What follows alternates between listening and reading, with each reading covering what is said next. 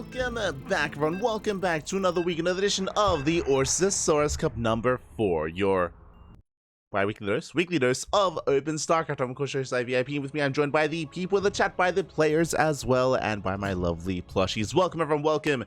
Good morning, one and all, to your, again, weekly dose of Open StarCraft. We do have an open bracket. The bracket is live. The bracket is massive and full of so many players. We are jumping into our first series. After this first series, we'll go over the bracket itself. We'll go over all these matches, and we can embrace all the games that are going on. There's a lot happening. There is a lot happening. Had a hard time picking, had a hard time choosing, but we are jumping into our first series, and spawning in the bottom right-hand corner of Side Delta, we have your South Korean Protoss, the blue Protoss player. It is ReBellioN. And spawning in the top left-hand corner, we have the Costa Rican Zerg player, the red Zerg, representing team License to Kill, LTK. It is EON. Here we go. The Open Cups, they continue, papi, they continue. We started, of course, on Sunday with the Sparkling Tuna Cup, followed by Tenacious Turtle Tussle, followed by the War TV Monday, and now we are here to end the marathon with the Ursasaurus Cup. Oh boy, it's it's been an intense couple of days, as it always is, of course, back to back, and now we're here to embrace the finale here, the end of the kind of Open Cup marathon with the Ursasaurus Cup. Shout out, of course, to Ursa TV and to Stegosaurus as well for funding the event, for sponsoring the event, and making it possible, making it a reality. Much love to Ursasaurus, to Ursa TV, and to Stegosaurus. Much love. As a result, I need to set up the logo spot. As a result, we do have the hairy dinosaur. It's beautiful. It's amazing. Love to see it. I do love to see it. Until then, we're embracing our first series. It is going to be more or less a standard opener here from our Zerg player, Hatch Gas Pool. Likewise, a Gate Expanded from ReBellioN. ReBellioN is known for his aggression off of 2 and 3 bases, is known for mid-game aggression in general. Likewise, EON is known for being a bit of a more cheesy Zerg player as well. I'm sure this initial series is going to be a spicy one. I'm sure we're ready to pop off. I'm curious what builds our players would decide to embrace. Just catching up in the chat. Hello, babylings. Hello, Ophidian. I see Tater Tutor as well. Mr. Calculon, welcome. Good to see you all. Bienvenidos. Good morning. Good morning, one and all. As EON does take the third. Again, so not going for any kind of crazy 2-base all-in. Taking his third base, droning up as well, saturating himself. And ReBellioN opts to go for his tech of choice. It's going to be a Stargate opener out of our Protoss player. Not a Twilight Council, not a Robo. So far, everything looking as it should. But we're calming down. Calming things down. I feel like last night I was a little bit spoiled. We had some crazy builds by players from the likes of Max Packs, from Nightmare. Nightmare, of course, is signed up for this tournament as well. I'm sure we'll be able to embrace his play in the coming matches. For now, everything's looking as it should. We do have our Adept moving out across the map, designed to scout, designed to get an eye on what EON is up to. I do think it's quite important here, just because EON is known for aggression. At any moment, he can take extra gases, he can take a fast lair, can throw down an early Roach Warren. I'm not familiar if I don't actually know if ReBellioN is familiar with EON, so we'll see if he's put on notice. Meanwhile, across the map, that is going to be a Void Ray opener at ReBellioN, not an Oracle. Interesting. Okay. First things first, with the Void Ray opener, the build, of course, the initial start is designed to hunt down these overlords, is designed to keep EON in the dark. We can follow this up with a Fleet Beacon into a Tempest Rush. This can go into a second Stargate, into Mass Void Ray, or it can go into a fast Twilight Council. Okay, ReBellioN, I see you. Fast Twilight Council out of our Protoss. This, oh my god, should be leading into Glaive Adepts, a very aggressive, very assertive follow-up. We could see something wild like Charge, and Immortal Production, or additional Gateways. I'm still leaning towards Adepts, though. Adepts, more or less. Void Ray does get one Overlord already. Roach Warren gets thrown down. Very safe Roach Warren timing around the 4-minute mark. Nicely timed here by EON, playing it very carefully. Going for the lair follow-up. Spore Crawlers are finishing up as well. The spores are a little bit early, is what I will say, but at least they're going to be in position in case it was going to be an Oracle follow-up, or it was going to be DTs. We can see, though, Glaive Adepts. As I mentioned before, Glaives is more what we were expecting. Third base is being taken. This is not an all-in by any means, but this is designed to get some economic damage done. This needs economic damage. If this fails to do so, then ReBellioN is going to be vulnerable to a counterattack. As EON is taking a 4th expansion, is still droning up, getting another Spore Crawler. I am a little bit concerned. Right now, EON is in the midst of droning, and if he drones too much, if he doesn't make any lings to defend, any safety lings or even roaches, then EON is going to be caught with his pants down, and these adepts are going to snowball out of control. The adepts are amassing as we speak. Void Ray gets eyes on the 4th, should drag the Queens over, and Queen's forced to respond. Really just keeping EON on his toes. Despite the fast Roach Warren, still only drone production for EON. Oh. And EON, he has no Link to scat, he has no Overlord to scat. I mean, of course not, because of the Void Ray. And EON is still droning. We just now have 3 Roaches in production. I don't think that's going to be enough. He's still droning. No, he's still droning. He's getting a Spire as well. +1 range, Roach speed. Adepts have arrived, and there's nothing to defend. EON, he has been a little bit too greedy here. He's been heavily droning up. The Queen is going to go down. EON does actually pull away the workers, does save the majority of his mineral line. But that's only at the 3rd, and what about here at the natural? Oh, as adepts get into the mineral lines, immediately 7, 8 drones going down, and this is merely only the beginning. Even roaches are falling. The roach count is just not high enough. Adepts a shade into the main, more drone kills, and this is getting out of hand. This is getting out of control here. Again, EON just didn't know what was going on. He was cutting corners, he was being greedy. And we're not done. We're not done, Pappy. 17 drone kills, shading back into the main base as well, back and forth, catching out Queens, catching out Roaches. I mean, sure, the Spire is done, Mutas can be on the way, but Phoenix production has already begun for ReBellioN. He's scattered everything he needed to. He's laying siege upon the 4th base as well. 18 drone kills. We could even head back into the mineral line. ReBellioN will threaten another dive. This is already insane damage. He's just going to target down as many more workers as he can. 5, 6 more drone kills. And that is a kill on the 4th hatchery as well. I'm afraid to look, but that was 24 drones, 5 roaches, 3 queens, and a hatchery. Alongside those lings, insane damage. And ReBellioN, all he has to do is survive. All he has to do is survive the counterattack. He's got a Robo on the way for Immortals. He's banking on more Stalkers. Blink is already done, +1, almost done as well. EON, he spots the main army, and he cannot touch it. He has to back off.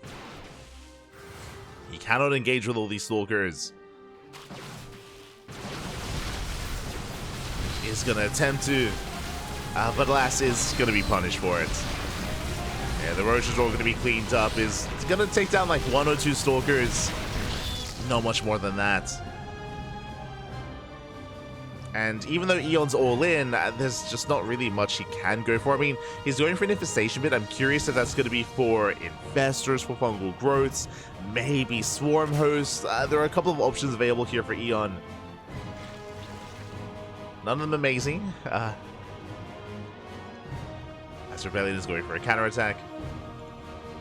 Roaches have amassed. And ReBellioN is still just taking up. You know, we have Charge on the way, Temple Archives on the way. 4th expansion. And EON doesn't have enough roaches to hold on. We'll save the 3rd, but there is no 4th.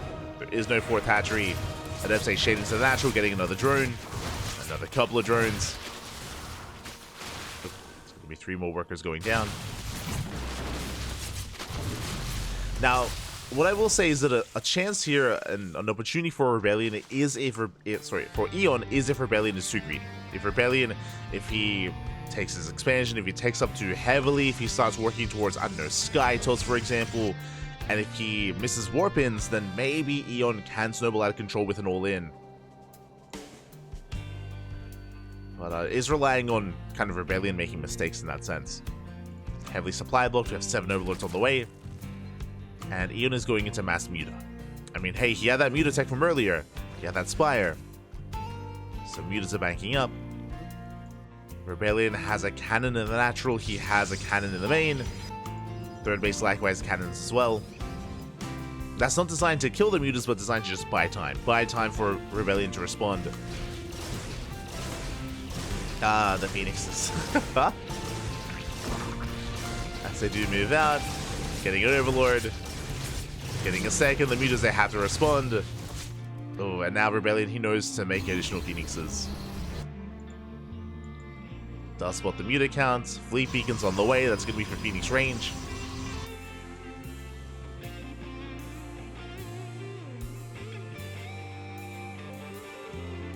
EON does have a comparable army size and army supply, but a lot of that is inflated because of those roaches. And EON, he will dive into the main. And more cannons on the way. Does get a couple of probes, not bad. 5 probe kills. The Phoenixes, they can respond. But, oh god. Yeah, and the Mutas, they melt before the Phoenixes. They get 7 probe kills, up to 9 probes. They all get cleaned up, and now ReBellioN can focus on this push. Storm has completed. And that's a lot of Storm. That's 4 High Templar, each with at least 1. Roaches are coming in. They dive on the High Templar. Massive Storms. They soften up the Roaches. And we're going to be able to clean everything up. Yeah, the Stalkers, they just blink on top. No fear. And GG, ReBellioN will take game number 1. GG.